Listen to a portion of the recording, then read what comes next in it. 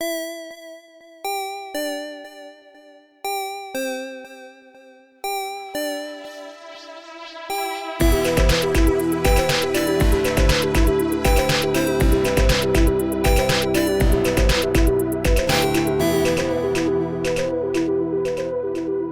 everybody, just a few things before we get into the episode this week. Just a reminder that on January 6th, that is Wednesday at 12:01 a.m., we will be doing our yearly sprucing up of the Patreon. So there will be a couple new things available, as well as updates to some of the tiers. Nothing huge, but we do have a few small changes we're making, as well as one additional new tier.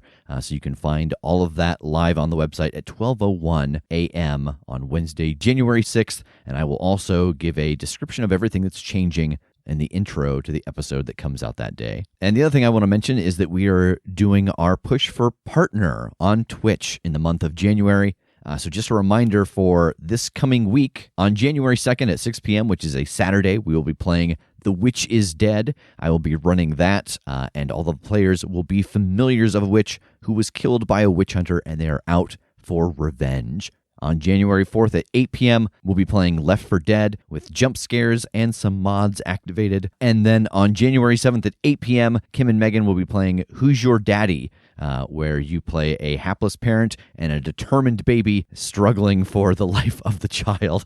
And I will be moderating the chat that day, and we will give out a prize for the best dad joke. So thank you all for joining us throughout this year. We hope that you have a happy new year and that you've had a safe holiday, and we will see you in the new year. I could go for a Pinot. Does anybody else think they could go for a Pinot? Something peppery. Sounds like it would hit the spot just right. I think we need to go to the vineyard. Vineyard? What? Is there like, as we walk into this lobby, is there like a sign on the wall like founder, old woman? That old woman that ripped the wall off your bathroom. 100%. Like, I know you're all kind of joking, but as soon as you come in, there is a picture on the wall, and it is the old woman who transformed and ripped the wall off the bathroom. Nice. So you all head down the stairs, and as you step down towards the bottom of the steps, you can see in the far corner of the room, there are 4 rings, 3 acting as the points of a triangle, and the other one set in the middle. Anastasia is bound in one. Jimmy is bound in another, and the other 2 are empty. Hey, Krampus, are you a robot? 42, 42, 42. Nice. So as you poke through the remains of this charred robot Krampus, it's hard to tell if this is the same one you encountered before or not. I think the thing that you'd probably be looking for are the char marks on the head, but since you all just killed it with fire a second time, it's kind of hard to discern. But the thing that you do spot on the spine of this Krampus underneath all of the fur is a Wi-Fi card that you've seen before on the back of the golem in the Eye of Horus. Here you all are in the wine cellar at the Sanita Winery. Tass, you have just dug through the remains of this robot Krampus and found a Wi-Fi card exactly like the one on the golem in the Eye of Horus. Jake, you want to come look at this? And I kind of peel everything back and point at this card. Is this like a proprietary device, or is this like a kind of thing that could be bought somewhere? It is something that you know was created in the engineering room on the Eye of Horus. Fuck, so I guess this also ties back to the mole? Yeah, I mean, it sure seems that way. And if this was made on the Eye of Horus before it like ultimately got ripped apart and put back together, does that narrow down our field? Or could somebody have gotten this off of that after they took everything apart? I don't know. I mean, or just were the plans, uploaded off of the base to be replicated at IPT proper planet side? We don't know. Megan, this all seems to really be tying around like there's a mole. There's a mole in IPT. We were up on a spaceship once and dealt with kind of a robot situation being controlled by something just like this. And only we make this. You guys been to space? Yeah, it was pretty awful. So what does this thing do? It gives somebody some kind of like remote access and control over whatever it's attached to. How far away do they have to be to control it? It seems like it's like internet. So it seems like it could be basically anywhere that can tap into the internet. I think that I can at least get us eyes on whoever put the dossier on Anastasia's desk to get us a lead that might get us to who put this card here and who set this whole thing in motion. Okay. Yeah. Hell yeah. Yeah, we need to get back then. Do we tell Margaret about this? I mean, Jesus, if we can't trust Margaret, we might as well burn the whole goddamn thing down. I mean, that seems like kind of a cavalier assumption that if we can't trust Margaret, then there's no point to it. Like, Margaret might not be Margaret even, like weirder shit has happened. We were literally just dealing with shapeshifters, so. Yeah. How big is the IPT? Like, who could have access to all of this stuff that you've found out has been infiltrated? IPT itself is really only the building that you've been in, but there are an assortment of like national and collaborative teams, organizations that do the same thing that all kind of share intel. So as far as like the net, it's pretty massive. It's a global size thing. And they could all get access to the IPT.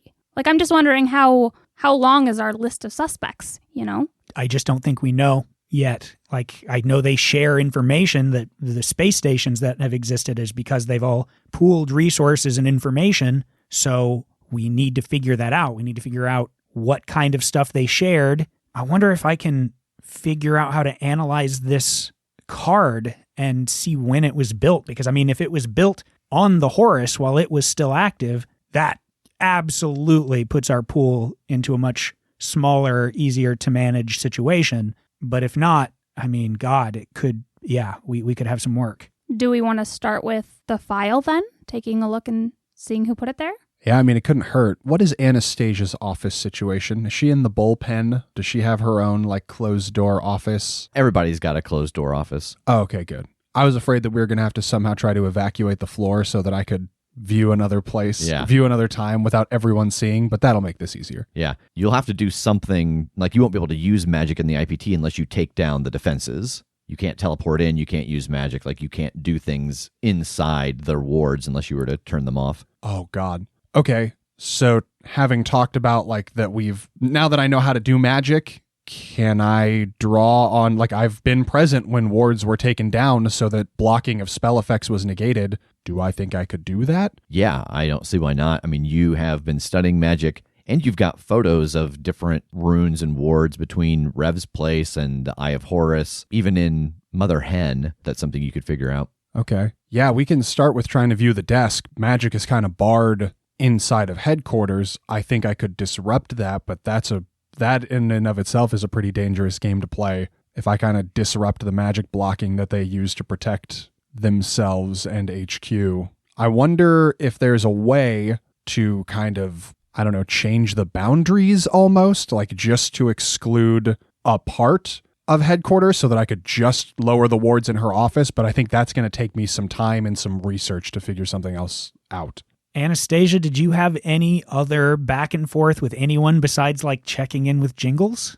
No, I never even checked in with him. I got here and it wasn't 12 hours before I found myself in this situation. I mean, Anastasia's going to have to go back now, right? We're going to have to say, oh, we found her and explain what happened, right?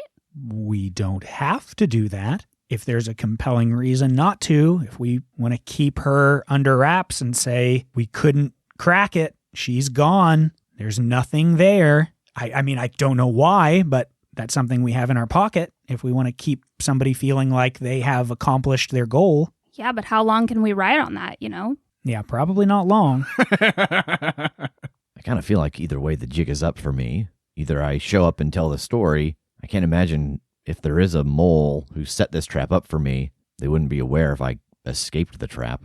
That's fair. If this thing is still transmitting and they're controlling it, they might be listening to us all right now. Oh. She pulls out a gun and points it down at the Wi-Fi card. Should I, I don't know, because I think we want to follow up on that and see if we can learn anything about it. Well, maybe she can go back and be honest about most everything that happened, but just say, this robot Krampus attacked her and she put it down and destroyed it, and doesn't have to mention anything about the card, and then whoever put her in this situation won't necessarily know that that was discovered. They'll just think that she thought it was a robot or something. Is that like a normal thing to happen? Oh, like if we just say that you guys came and saved me and oh yeah, somehow the Krampus from the North Pole got away and caught me, and don't acknowledge the whole it not being the main thing here. Like we just treat it like that's the whole story. I really like that, with one question from someone that doesn't totally understand technology. If we don't destroy this, are they going to be able to track that chip? Are they going to listen to our story saying, yeah, we saved her from the Krampus, but they're going to be like, oh yeah, well then why do you have that in your pocket? You know, at that point, the only thing that we're doing, if that is the case, if they can follow this, is not telling the people that are on our side at IPT the truth. The person that we're trying to hide it from will just already know that we're just lying. I don't know if this is something I can do. Can I tell if there's anything magical about the chip or if it's just technology? Yeah, I mean, it, like most things at IPT, are a little bit of a mishmash, so you can tell there is some magic involved in it. I mean, if we're worried about this thing transmitting electronically, like we could just put a little Faraday cage or something around it and prevent that. Like that's not something to worry about, but I don't know how to stop the magic element if that's what might be transmitting. Well, don't you guys have runes or protective barriers as well? Oh yeah, I can do that. I want to look around. We're in the basement of a winery. I want to look around for like foil or something metallic to wrap this thing in, and then just any box that it'll fit in that I could start inscribing some runes on the outside of. Yeah, you have no problem finding some foil in the basement of this that you can wrap around. It's some stuff that they have used to wrap like the corks of champagne and stuff. Okay, yeah, I'll smother this thing in something conductive and then put it in a little box and start looking back through photos and looking at the runes that are on the ground and asking Anastasia for help and whatnot, and try and bar this thing. Yeah, I don't think there is a role for this. I think that with the help of Anastasia and the fact that you have these photos that show you specifically how to make sure things don't transmit out, it's just a matter of a few minutes. And you have a little shoebox with a homemade Faraday cage inside of it, both technological and magical. Okay. Next step then is get back, I suppose, right? We want to see if you can do any work on narrowing down the area and see if we can see who dropped this off. I mean, before that, what are we doing here? There's a magic crime scene in the basement of a winery, and I think we need to do something about it. Anastasia, while you were here, was anyone here? Was the winery owner here? Were there tastings upstairs that you could hear anything? No. Like, where is the actual owner? We saw the mannequin shapeshifted into the owner, but... Yeah, if that was just a shapeshift form, then they could easily have even just seen that same picture that we walked past to use that. I mean, was Jimmy the only one here that they brought in for one of these, like, fallback forms? Yeah. Okay. Is there anything here to, like, indicate that they're closed for the season or something like that? Yeah, I think that going upstairs... Actually, I even imagined that while you were all having this conversation, that Wallace has taken his bottle of wine and gone upstairs and poked around some more. And yeah, it's, because it is winter, the winery is closed and it, is open only X amount of days a month for tastings, and they're usually by appointment. I think all we got to worry about here is just clean up. This place is closed for the season. Nobody else has been in and out of here. Nobody's going to know this happened. As long as we cover our tracks, this place is fine. It'll be secure. Okay, let's get to work. Before we start destroying it, I just want to take a last look at the circle. I've taken some pictures, but I just want to see if there's anything, I don't know, different about it or, anything to note. Yeah, you have become pretty familiar with these rings over the course of the last unknown amount of time. And over the course of our elastic time. The last somewhere between 26 hours and 17 years. But yeah, these do look slightly different. You notice that a number of the points that you would expect are not there. There is no spot to make it bigger. There is no spot for a large power sacrifice. This kind of looks like a very rinky-dink version of the spell you saw Anastasia use. It looks like it was put together by someone who didn't have all of the details. Okay. And I think that while you're examining it, Anastasia comes over. Yeah, it's not quite right. Yeah, I was seeing that. And the just Robo Krampus is the one that kind of ran the show here, huh? I mean, that's the one who caught me, and that's the one who kept activating this spell. Bizarre. Yep. There's something to that, though. Like, if it's somebody that isn't super knowledgeable about this, I mean, that also kind of cuts down on some of the people it could be. Yeah, and I don't know. I mean, I knew this spell. I don't know who all you told about it, who all you gave all the details to, but whoever did this didn't have all the details. That's a great point. Okay. All right.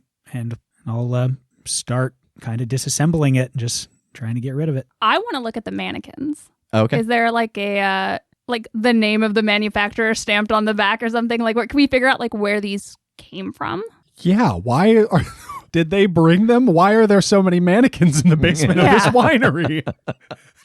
Such to have a room dedicated to them. You open the door and there's just a bunch of mannequins standing in there. But, all right. You two are so desensitized to weird shit in the world. You're like, oh yeah, the mannequin room. And it took Megan going, no, wait a minute. That's not what my mannequin room looks like. Yeah, all these mannequins are exactly the same, and they have a brand stamped on the back of them. It is irrelevant.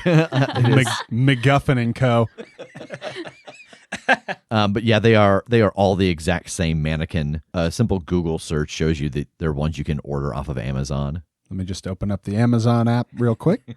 Get you a mannequin. Look for some mannequins. Let's price this out. How many are in there? Is that how many Jimmys did we kill? Can you get them in bulk? Is this what we're doing with our spare room, Jake? Filling it with mannequins? Yeah. So it looks like you can get a full body mannequin for as low as $69.99 with free shipping. Nice. So okay, so how many are in here? how many are in there?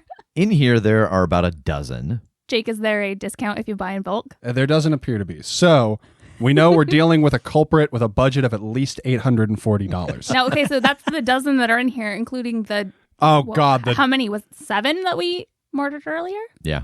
Point is deep pockets. Deep pockets on this villain. Good to know. Because either if they are IPT, they're either paying for it themselves, or maybe it'll be on the company's expense list. This turns into the accounting episode. Oh my God. That's actually kind of fantastic. If we think this is somebody in IPT, we could look for inventory disparities where this number of mannequins are missing from a log or something.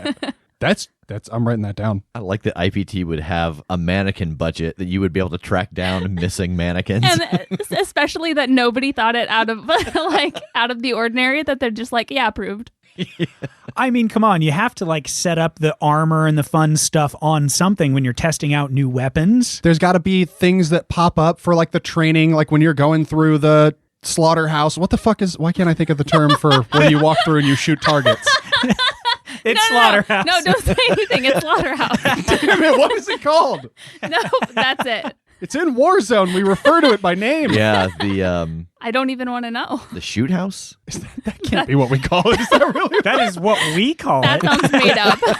I'm running over to the shoot house has been said more than once. Anyway, I think absolutely there could genuinely be a supply of mannequins that IPT actually needed, but nobody really pays attention because they don't matter that much. And somebody's like, oh, now that you mention it, yeah, there are 20 missing. Yeah. Have we seen a bunch of discarded mannequins that look like this in that junk room? Tass, I think back in like episode 17, shot a bunch of mannequins just like, no. These are not. Yeah, no, you have not seen mannequins like this just kind of lying around. Well, montage, I suppose. Let's clean this place up. Yeah, so you all take a little bit of time and you clean up the basement. What are you going to do with like the mannequins and the material for the rings and the Krampus parts? I can't just take them one by one to the junk room because that gives up the ghost that I don't know how much of this we're trying to hide. Yeah, I think we just call Everett to come pick us up and see if we can just store the parts there for the moment. Yeah, when you reach out to him, he tells you he'll be there in just a few hours. I think knowing where the winery is, he'll land out in that area. Okay. You know, if y'all are concerned about having that thing in the box, like to be revealed against you or something, I could take it with me. And when you need to collect it, you can come get it. You know, I'll disappear. Falling off the grid is what I do. So That's solid. I think that would be excellent. all right. Yeah, leave it with me. We can set up a dead drop so that when you need to recover it, you leave me a signal and, you know, I'll leave the thing there the next morning or something. Hey, thank you so much. Literally, I don't think we could have done this without you. Boy, this whole thing's really kind of devolved into a shit show, huh? Yeah. What are you going to tell them when you get back? Ooh, oh boy, that's a real good question. Like, there's no real way to give any detail at all without bringing up that there's a mole, right? I mean, unless we just strut in and say, we've saved Anastasia, investigation's ongoing, so we're not going to talk about anything. But I don't know that that's great either. Well, they were under the impression she was coming here to save kids, so it's going to get real messy if we start trying to indicate that that information was or wasn't real. I don't know. I think, would it be a terrible thing to let people in charge know that there might be a mole? I mean, we could say, hey, none of this stuff lines up properly. We don't have to give away how much information we have. Yeah, I mean, one way or another, we're going to have to go person at a time and try to figure this out. If it turns into a witch hunt, they're going to act somehow, whether it's buckle down into their story or try to run. Regardless, we should leave out the part with the Wi-Fi chip, but... Yeah, good call. Maybe by virtue of that, also not mention that Wallace helped? Yeah, please, if at all possible, I would like to be left out of the dossier on this one. I fully intend to be gone before Dickhead lands his helicopter and picks all of you up, so... Oh, okay. Well, all right. Let's leave out the part with the chip and Wallace, but, I mean, everything else lines up pretty easily, right? Yeah, somebody obviously sent Anastasia here to get trapped, kidnapped. We still don't know overall why, except to make a bunch of Krampus minions. We don't really have any idea of a purpose there, unless it was to also get us here and get overwhelmed by these things. But I mean, even that, like, we don't know. We don't know any of that. While they're kind of laying all this out and what they do and do not know and like the pieces that they're missing, can Wallace roll Illuminated to see if a key fact or clue comes to him? Yeah, you know a decent part of the story. You've heard the things that they're kind of discussing, who to trust. Yeah, go for it. Okay, that's Snake Eyes with a -1, but I've got one roll left on my Postman Always Rings Twice. Oh, okay? Nice. So I'm going to re-roll this roll.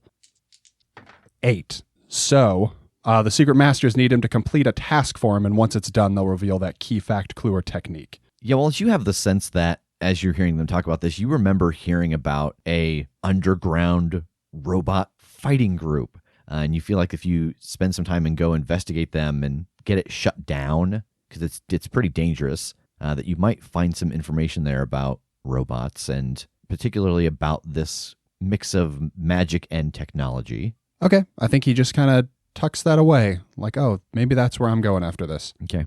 Next week, we'll be back with Wallace's solo story, Real Steel 2. I thought Wallace was cool, but he's going to shut this down. I heard, like, you might want to shut it down because it's kind of dangerous. And I was like, aw. So, I mean, what do we think is a good start then? I mean, I'm inclined to say we have a talk with Margaret, give her just these basic details that this doesn't match up, and just try to gauge what she does. I mean, I can try and read her thoughts as we explain this to her, and if I do it properly, I can maybe get an idea if she's hiding anything or her reaction to it. If you're okay with that, yeah. I mean, I don't love the thought of spying on my new boss immediately after my first mission, but this is kind of important, so hopefully she's cool. I mean, she does kind of run a spy agency, so I think if you weren't spying all the time, she might be more upset. Yeah, as someone who spent a good deal of time as a mole myself, you're right. They'll either burn everything and run or burrow deeper. Do you want me to come with you? Do you want me to head home once we get back to Indianapolis? I know this sounds kind of vague, but man, I wreaked some havoc when I left. Then she turns and looks at you, Megan. And for the record, you have my full permission at any time to read my mind if you're not sure whether I'm good or evil. Thank you. She nods. I put my fingers to my temple. No, I'm just kidding. She draws a shotgun. You guys just have a standoff. Ah, you called my bluff. I mean, I guess if we all go back and talk to Margaret and she's not the mole, but the mole is watching, then they might be like, oh shit, they recovered Anastasia. She's going to know they're talking to Margaret, and that might put them more on edge. Whereas at least if she comes back and, you know, she seemingly goes back to work and she doesn't report with us, they could at least wonder like, oh, maybe they didn't make this connection. Maybe they haven't found this out. Maybe they're just doing their check-in post-mission, etc. So yeah, it might be best to have Anastasia break off once we get there. Yeah, that's a really good point. It does add at least some level of a question for whoever it is, if they're watching. All right. imminently, are we going to have the same kind of talk with Everett when he gets here? I don't see why we would give Everett any more than we're going to give everybody else. Sure. My inclination is not to suspect Everett, but he is someone who's got access to the facility. He's someone who, might know some of a spell, but not all of the spell, et cetera, et cetera. Yeah, he knows how to set his stuff up. I mean, Mother Hen's proof of that. So what are we going to tell Margaret that we're not going to tell everybody else? I think we need to read her first before we know whether we're going to tell her anything that we're not telling everybody else. Well, no, just saying we're going to not tell Everett more than we're telling everybody else. Because we have to have that conversation first because he's flying us home. So we can't wait until we gauge Margaret. I mean, do we leave out we think there's a mole and let him make that connection on his own if we say it was Robot Krampus? No, I think we probably we just feed him the same thing we plan to feed Margaret, and we try to get a read on Everett too. This is going to be kind of maybe a dry run for how we handle this with Margaret. Yeah, I agree. Okay. All right, and now it's time for end of session experience. Bow, bow, bow, bow. Feels a little forced. Did you conclude the current mystery? Yes. What was the mystery? To figure out what happened to Anastasia and kind of to figure out what happened to the kids who didn't exist. Yeah.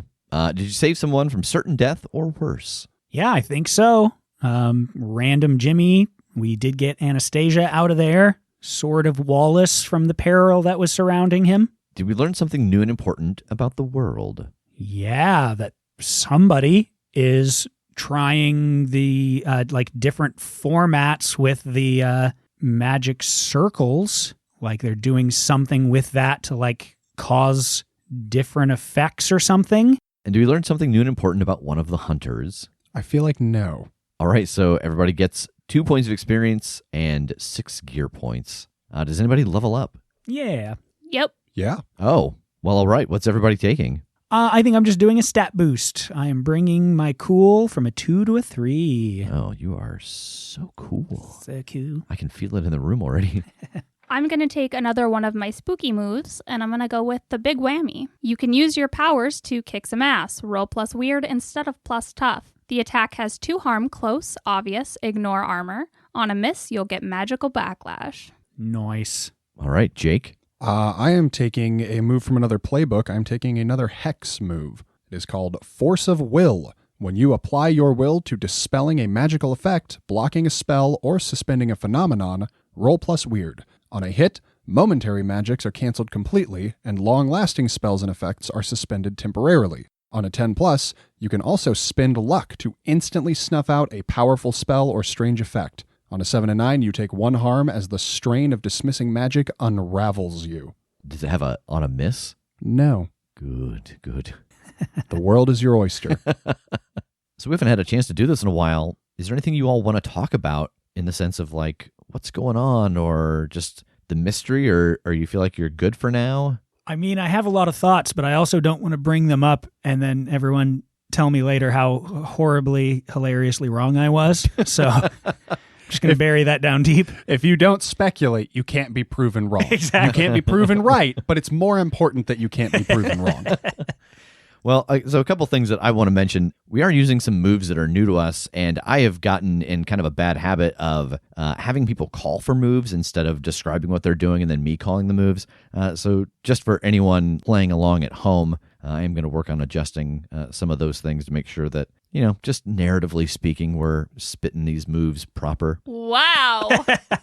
That was pretty hip lingo, Daddy-O. So speaking of some of these moves, Jake, I have a question for you. Okay. About your binding of a creature. So in the past, when we have been in the darkest timeline, or when we've seen Rev do it when you guys summoned Damien, anytime you all have summoned a creature, you've trapped it in place, we've always presented it as a dome. And inside this dome, the person, the creature, whatever, could wander around, but nothing they could do could get out, and nothing you all could do to them could get in. Now we're kind of dealing with these magical chains, and I know in this last story arc, you all reached inside of the chains and, grabbed some stuff. How do you imagine this works now? Do you think this move works differently than the dome since it is chains? Yeah. So the chains is kind of a holdover from the Initiate I played in End of Days, the live stream one. When he used magic, I had stated that they were like chains that trapped things, and I think that's just stuck in my head this whole time. I imagine that the chains are like, they stop anything physical. You know, like when the chains hit something, even if the chains are just like wrapped around the chest and arms or whatever, that's just kind of a visual representation of the fact that like physically they're trapped. Yeah. They can't, you know, if they could shrink, they wouldn't shrink out of the chains. They're trapped there physically. Like things like that. They can't move and pick the lock or anything. But as far as like mental attacks or like anything that doesn't require movement, they can probably still do. Okay. But like in my head, by the same token, like because they've just got the chains wrapped around them, not like a dome around them, they could be moved. You know, like we can get in their pockets, we could move them, we could throw them in a van and take them somewhere else if we needed to. They are just unable to break that binding physically. Okay. So like when you all moved Jimmy, and I said, "Oh yeah, you got to break the chains." So yeah, in my head, that's not how that would have worked. Okay. I totally understood like where you were coming from. That made sense. But in my head, it's kind of like the magic chains are just like a visual representation of a stopping them from moving kind of effect. Okay. Yeah, I think that's a good trade-off. So we'll say that you're binding, you know, they're in chains that you can physically move them. It won't be locked in a place the way that, you know, one of the domes is. But on the other hand, if it was like, let's say that if it's specifically Megan, like you've trapped Megan in chains, these chains wouldn't stop her from using any of her mental powers, stuff that doesn't require movement of hands or... Right. Like Megan would probably still be able to tune into something or jinx something or whatever. She just wouldn't be able to like run away anymore. Or like something... I have the thought in my head that like we haven't come up against, I don't know if we will, but like I don't know, something that could like astral project. Like I don't know if they could kind of leave their limp physicality stuck in the chains and their spirit part could go on. Like I don't know exactly how that one would work, but... Limp physicality was my favorite alternative hip hop artist in the mid 90s. Yeah. And so Megan, having been on 2 adventures now, man, what's it like? You haven't handed me a letter yet of resignation, so I assume that's a good sign. Yeah, I'd say that's a pretty good sign. It's pretty great. It's spooky. You know, for anybody listening at home, Megan is caught up with, is familiar with the show. So she really is, you know, we all, whenever we role play a game, we have to have that level of like, oh, what do I know? What don't I know? I think one of my favorite moments from this past story arc was the tuning in on the robot that didn't work. Oh, and I guess I should mention that too. Well, we'll get to that in a second. But, you know, that conversation with Tass, like, oh, you didn't think to check for this. And well, you didn't tell me, you know, just that acknowledgement of what Megan in character doesn't know versus what Jake and Tass know. Yeah, it's been really interesting having that kind of dichotomy of what I know and what Megan, the character, knows. Because, yeah, I've been listening since the show was, I think, 3 months along. So I'm very familiar with everything that's happened up to this point. And so to go into these situations where there's these reveals or callbacks to things that have happened in previous seasons, and I'm sitting here like, oh, I remember this. And then I have to be like, okay, no, I don't, though. This giant robot Krampus just showed up, and Jake starts asking, are you a robot? And it starts saying 42 over and over again.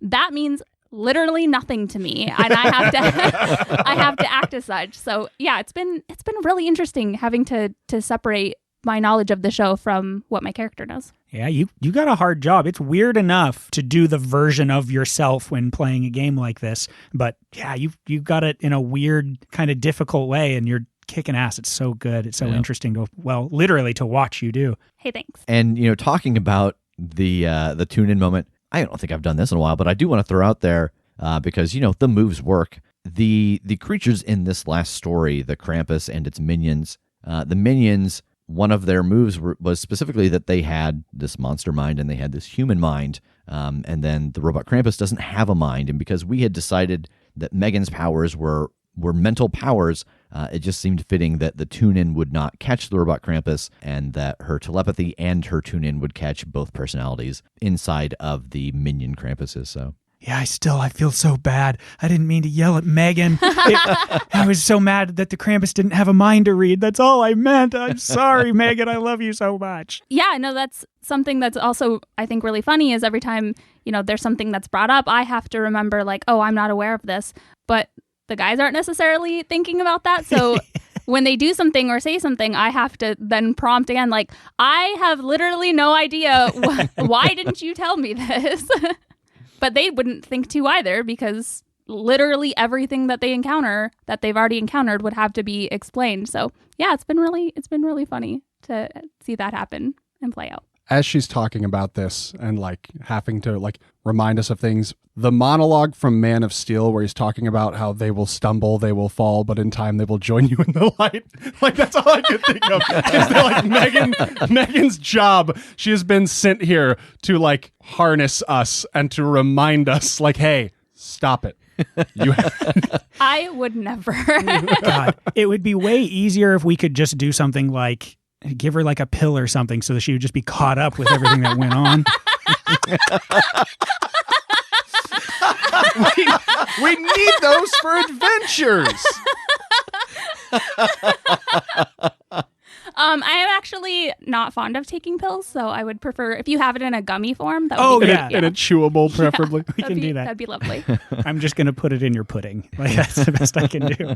We're like, here, Megan, just a lot of this is confusing. Just take this pill. And she takes the pill that shows her everything that TJ knew. And then the next time Megan talks, TJ's voice comes out. Oh, no. Oh, no, an unfortunate side effect. You didn't realize that he did a mixed success on these. We jump ahead a couple of hours. Wallace at this point has absconded with a couple of bottles of red wine and the Faraday cage that also keeps in magical energies, as well as Jimmy, who he plans to drop off at his hotel. Mother Hen has landed just outside of the vineyard, and you have all climbed aboard with your ill-gotten With our loot. Krampus goods, yeah. How are you bringing these on board? Like, Put them in a barrel. A barrel? There's got to be empty wine barrels. I was going to say a crate. Krampus was hiding amongst empty barrels, so. Yeah, sure. We're just rolling some barrels full of robot Yeah, parts it'd on. be a lot easier to roll them to the helicopter than I was having to carry them all. True. I don't know. You're stronger than me, probably. I wouldn't do that. I'd just use telekinesis. I'll take the 2 harm. I'm not lifting anything. So the 4 of you are rolling these barrels onto Mother Hen. What's all this? Wine. Good shit. You want any? Yeah. No, I'm just fucking with you. It's their barrels full of robot parts. Oh, Can we squirrel these away with you for a while? yeah, of course. We're going to build something fun. I don't know. For now, we don't know what we're going to do with them, but we don't want to throw them in the junk room or anything. So you might have a use for them if we decide that we don't need them, or we might need to come calling for them, ask you to bring them to us or something. Oh, yeah, I always find places to squirrel things away, especially if they could be useful in the future. And as you're rolling these past him, he tosses a glance to Anastasia and turn out okay? She just gives a nod and rolls her barrel on. I'm going to give the other 2 kind of a, I don't know, that kind of a shrug of like, here we go. And also nod to Everett. Yeah, it was wild. There's this robot Krampus there and captured Anastasia, like lured her in. And they were using some of those circles that we keep finding everywhere to pull energy and like make new powerful mini Krampus creatures. It was really strange. Robot Krampus like the one you destroyed up at the North Pole. Yeah. Yeah, Jingles was telling me about him on our flight over to Ireland. Mean old bastard. Yeah. Like, I still don't know what was going on with that because, I mean, what kind of feature is that to throw in the North Pole town for the kids? Yeah, that is kind of strange, the fact that he was attacking folk. I mean, there had been reports of that if it was happening before. Yeah, right? I guess something went wrong with the programming or something. He must have just bugged out and gone bad. Yeah, we kind of had to destroy the whole thing, so I feel like we didn't get as many answers as we would have liked, but we saved Anastasia, so. Yeah, I feel like a big part of this job is never quite getting as many answers as you'd like. No shit. Oof. And he turns and starts to walk towards the cockpit. Can I try and read his mind with telepathy? Yeah, roll it. 13. Damn. Yeah, you get a hold too. What is being concealed here? Yeah, as you scope around inside of Everett's thoughts as he heads toward the front of Mother Hen, you don't get any sense of him hiding anything from anyone. He's overly relieved that Anastasia is okay. He has traveled her a couple of times now, and he has taken a shining to her. They don't talk much, but you do get a sense that he enjoys not being as alone on Mother Hen as he normally is. What can it do? You get a quick flash of Everett's past, and you see some images of him as a helicopter pilot in Vietnam. You know that he learned a little magic just being around all the other founders, but he was originally brought on just to be the transport. But he found ways to incorporate a little bit of the magic into this very old technology. You have seen these runes and things around Mother Hen. He's pretty handy with a flamethrower. He's a very good pilot. And on more than one occasion in the last few years, he has been the ringer in bare knuckle boxing. Oh, damn. Nice. I love that. I just look at the guys and nod at them. Like, we're good. I think out loud, I actually given, oh, thank God. What's that? Nothing, man. This was all just rough. It's nice to see you. Oh, yeah, you too. We'll be there in just a couple hours. And Mother Hen takes off into the air. Is there anything you're all doing during the course of this flight? As much as possible, I want to start trying to do some research into how I would kind of selectively drop the protections in, one room at IPT, just in case that ends up being what we need to do. Okay. No, I don't think so. I think I'm just asking for more information on what these circles are. I just keep getting hit with these scenarios of, wait, what is this now? Of things that I'm just not aware of. So I think if we're just have some downtime and I don't have anything else to do, I'm talking with Tass and Anastasia while Jake's doing research and just, can you catch me up on some stuff? Yeah, and Anastasia gets out a notebook and she flips open a couple pages and she shows you the diagram of this spell. And this is a spell that she was able to get from Nash and his organization when she was an infiltrator there. And she tells you a little bit about that. But she goes through and she describes how the rings work and how at kind of their maximum potential, what they're supposed to do is take the strongest power from whatever is in that circle and transfer it to the person in the middle of that triangle. And so you can do 3 different things at once, and you transfer the strongest ability from those 3 circles to the middle. And that it requires a lot of work and a lot of setup. It requires a large amount of power. And she talks to you a little bit about what she had done to get the abilities she had and how they required the energy from the ley lines. And that's why she thinks that this was kind of strange, because 3 or 4 of the marks on her diagram were not in the photos that you took of the rings that were used here. Someone basically made a bastardized version of it. And it seems like it was somehow adapted to basically imprint on these mannequins. And I think that that's the thing that you all discover, is that as you are talking with her about this and looking at the photos and looking at her notes, that the changes made are probably why it was going onto a mannequin. Like, it wouldn't be powerful enough to go into a person. It wouldn't have enough magical fuel to imprint on someone who was already magical in some way, or even just had a life energy. And so it was using these as kind of blank sheets of paper just to throw some stuff on. So are those the runes that are missing? The power behind it? Or is there something else that is missing from this that makes it so rudimentary? Some of the things that are missing that I had on mine were the ability to grow it, to send it a further distance. It was doing it at a much smaller scale. The totem wasn't there, which is one of the sacrifices. The energy sacrifice wasn't there. Again, I think it's all the things that make it a strong enough transfer of power to go onto someone like me. And again, this is, as far as I know, this is a magic ritual that either Nash knew or created with the help of Eston. So it could work different ways. This is just the way that I learned it. Maybe all the things that I think are necessary aren't. So was this a test run? If they didn't have enough power or knowledge to do the full thing? Or was this the intent? I mean, now that you say that, it does kind of seem like it would be a test to see if it works this way.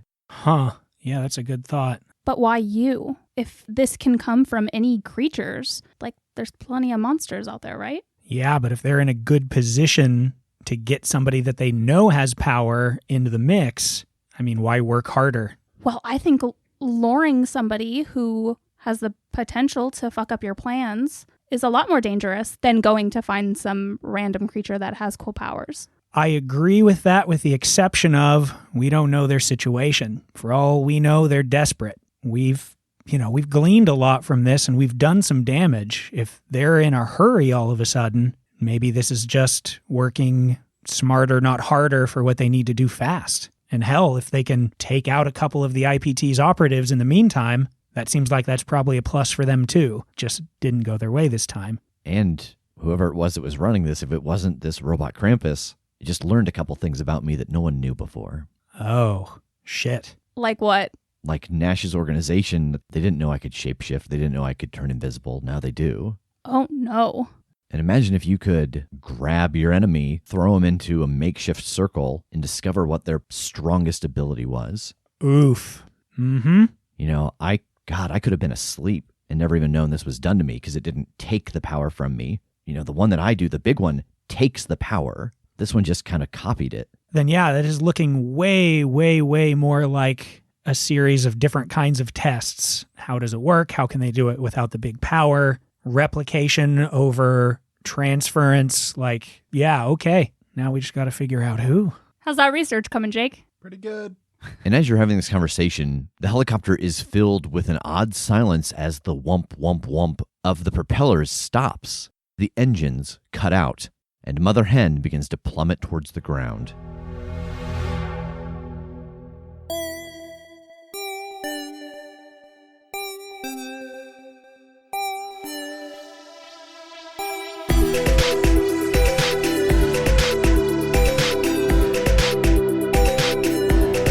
The Critshow is a Critshow Studios production, edited and produced by Brandon Wentz with music by Jake Purley. You can find more information about us at thecritshowpodcast.com. To keep up to date with upcoming live shows, contests, and other special events, follow us at The Crit Show on Facebook, Instagram, and Twitter. For even more weekly content, join us at patreon.com/thecritShow.